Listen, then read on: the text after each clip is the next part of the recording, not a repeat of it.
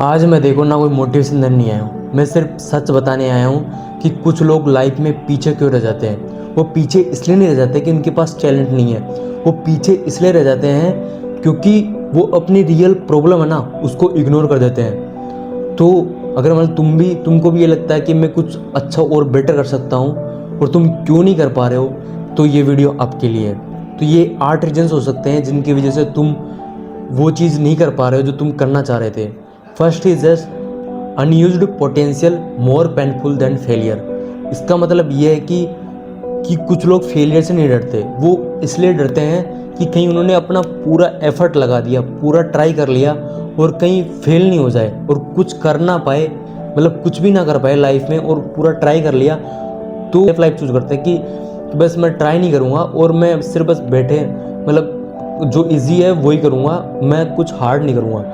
तो इस वजह से क्या होता है ना कि वो, लेकिन सच बात यह है कि जो तुम फेल हुए ना वो तुम भूल जाओगे, लेकिन अगर तुम ट्राई नहीं करोगे ना उसको, तुम ट्राई नहीं करोगे, तुम भी रिग्रेट करोगे कि यार मैं एक बार ट्राई तो करता है, एटलीस्ट मैं अपना फुल एफर्ट तो मारता। The second is that the weakness doesn't stop you, it delays you.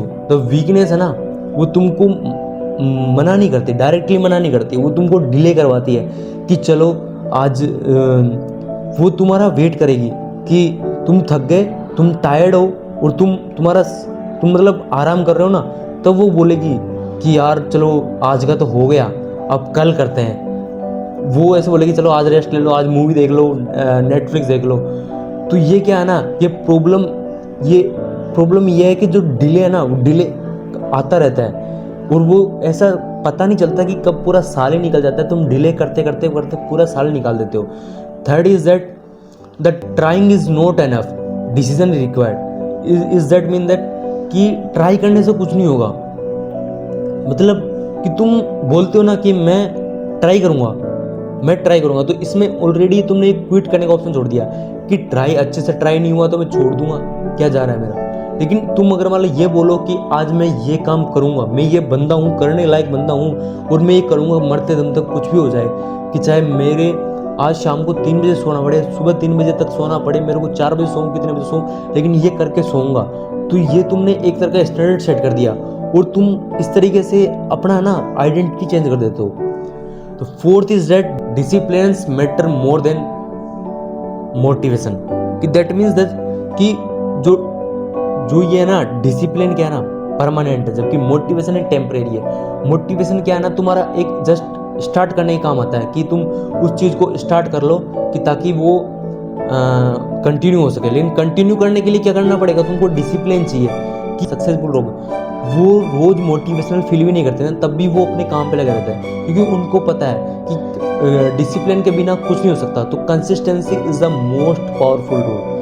तो कंसिस्टेंसी से काम करोगे ना तो तुम तो कुछ भी कर सकते हो लाइफ में। Fifth is that your environment decide your future, shapes your behaviour या फ्यूचर।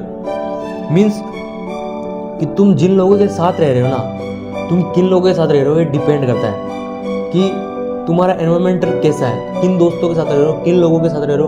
तुम अगर मान लेजी पर्सन के साथ रह रहे हो तो तुम भी लेजी बन जाओगे, तुम डिसिप्लिन के साथ रह रहे हो तुम भी डिसिप्लिन हो जाएगी।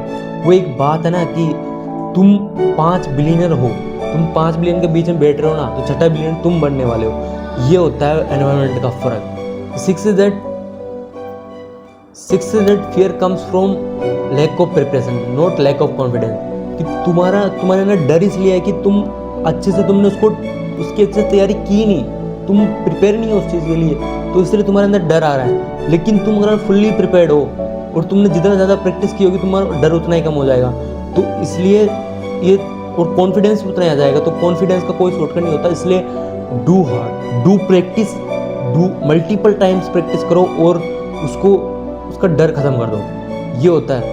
और इसके बाद आता है seventh is the comfort zone skills your growth, कि अगर मतलब तुम कोई भी काम कर रहे हो और तुम उसमें कंफर्टेबली कर पा रहे हो, कि तुमको कोई दिक्कत नहीं हो रही, तुम कंफर्टेबली स्कूल जा रहे हो, कॉलेज जा रहे हो, पढ़ाई कर रहे हो और तुम जॉब ले रहे हो, तो तुमको मैं डेफिनेटली कह सकता हूँ कि तुम लाइफ में ग्रो नहीं कर पाओगे, तुम ग्रो ही नहीं कर रहे होगे उस टाइम पे, क्योंकि तुम्हारी ग्रो ही तब होगी जब तुमको डिफिकल्टी आएगी कि तुम भाई अब तो हार्ड हो रहा है भाई, तो तब तुमको हार्ड लगे ना कि भाई हाँ, तो तब मान लेना कि अपनी ग्रो हो रही है। Last and eight thing is consistency beat talent. मतलब जो कंसिस्टेंट लोग होते हैं ना, तुम कंसिस्टेंसी किसी काम करो ना तो टैलेंटेड लोग भी बाहर बैठ सकते हैं, टैलेंटेड लोग को पीछे छोड़ सकते हैं। आसमानी ने एक बात कही है ना कि भाई टैलेंट से कुछ नहीं होता। कई टैलेंटेड लोग बेरोजगार बैठे हैं, लेकिन जो कंसिस्टेंसी है ना, जो कंसिस्टेंट बंदा है ना, वो लाइफ में कुछ भी कर सकता है। तो इसलिए तुम स्टार्ट करते हो पहले एवरेज से स्टार्ट करते हो, लेकिन तुम धीरे धीरे कंसिस्टेंट होके एक्स्ट्रा ऑर्डिनरी बन जाते हो। इसलिए थोड़ा थोड़ा बेटर बनो, बेटर स्टडी बनाओ और डेली ग्रो करो। तो that is our all point. और keep your mind and keep growing. और अगर मान तुमको हेल्प किया हुआ वीडियो तो इसका मोटिव पूरा हो गया। इसका मोटिव यही था कि ये वीडियो तुमको हेल्प करे। यदि तुमको कुछ हेल्प कर पाया है तो थैंक यू फॉर वॉचिंग।